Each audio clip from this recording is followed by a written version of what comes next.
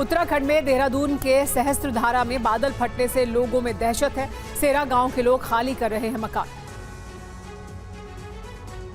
देहरादून के सहस्त्रधारा में बादल फटने से भारी नुकसान। बड़े होटल, रिजॉर्ट, दुकानें सैलाब में बहे। 2 लोग लापता। एसडीआरएफ, एनडीआरएफ तलाश में जुटी। रात के अंधेरे में बादल फटने से सहस्त्रधारा के पास के इलाकों में तबाही। सलोना मार्ग क्षतिग्रस्त। खतरे से बचने के लिए सड़कों पर आए लोग। देहरादून में टॉन्स नदी में बहे 5 लोग। लापता लोगों की तलाश जारी। देर रात से हो रही है तेज बारिश। देहरादून के चंद्रभागा नदी में कई गाड़ियां फंसी। बादल फटने से सैलाब में फंसे लोग। हाईवे तक आया नदी का पानी। उत्तराखंड में तेज बारिश से देहरादून हरिद्वार नेशनल हाईवे को नुकसान। देहरादून का पुल भी क्षतिग्रस्त हुआ। उत्तराखंड के ऋषिकेश में तेज बारिश के बाद सड़कों पर भर गया पानी। रास्तों में फंसे लोग। आवाजाही में हो रही है परेशानी।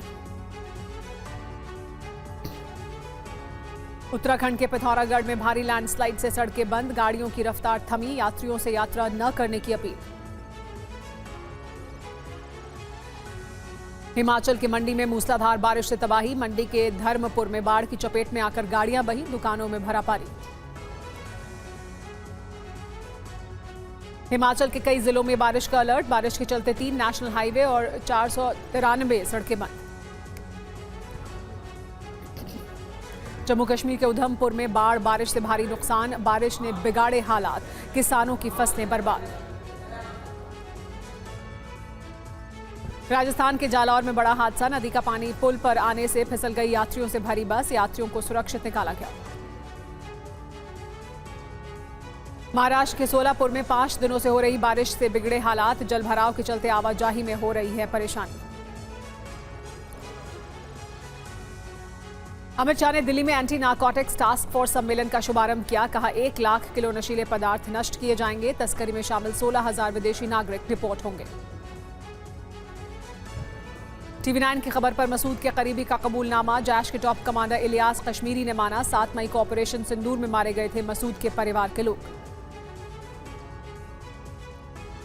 पाकिस्तान के दक्षिणी वजीरिस्तान में सेना के काफिले पर हमले का वीडियो TTP ने जारी किया है। 3 दिन पहले हुए हमले में पाकिस्तान के 12 जवान मारे गए थे।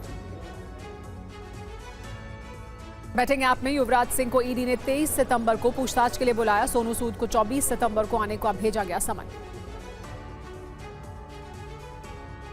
बैटिंग ऐप केस में आज दिल्ली के ईडी में बंगाली एक्टर अंकुश हाजरा पेश हुए। पूर्व क्रिकेटर रॉबिन उथप्पा को भी 22 सितंबर को पेशी का समन भेजा गया। MP के जबलपुर में मरीजों के पैरों को चूहों ने कुतरा। नेताजी सुभाष चंद्र बोस अस्पताल का मामला। डीन ने जांच के दिए आदेश। यूपी के आगरा में प्रेमनगर के एक घर में 2 धमाके। सास बहू घायल। धमाके की वजह का पता नहीं चला। यूपी के गोरखपुर में नीट की तैयारी कर रहे छात्र की हत्या। पशु तस्करों पर हत्या का आरोप। पुलिस ने कहा सिर पर चोट के निशान मिले। यूपी के औरैया में 50,000 का इनामी गौ तस्कर पुलिस मुठभेड़ में घायल। तस्करी के कई मामलों का मास्टरमाइंड था अभियुक्त।